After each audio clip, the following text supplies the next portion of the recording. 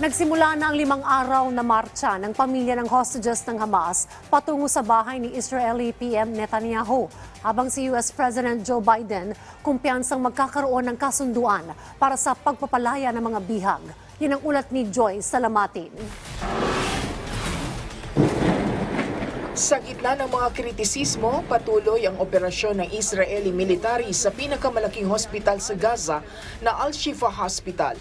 Ayon sa ilang doktor sa naturang hospital, binigyan sila ng warning ng militar 30 minuto bago simulan ang targeted operation. Inakusahan kasi ng Israel Defense Forces ang Hamas na ginagamit ang naturang hospital sa kanilang operasyon.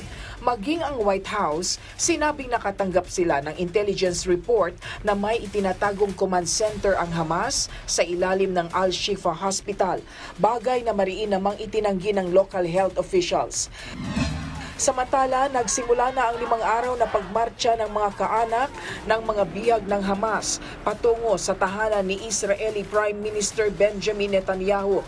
Ito'y upang ipanawagan sa gobyerno na paigtingin pa ang mga hakbang upang matiyak ang pagpapalaya sa mga mahal nila sa buhay na nabihag ng militanteng grupo. Kasabay nito, sinabi naman ni US President Joe Biden na kumpiyansa siyang makabubuo ng kasunduan para sa pagpapalaya ng mga hostage ng Hamas.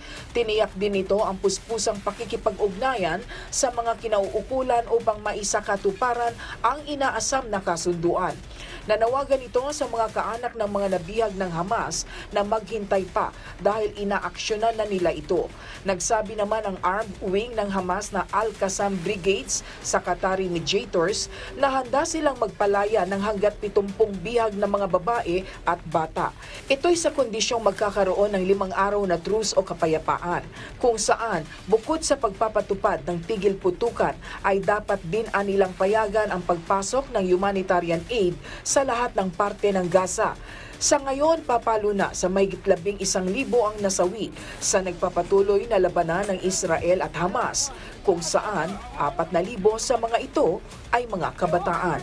Joy Salamatin para sa Bayan.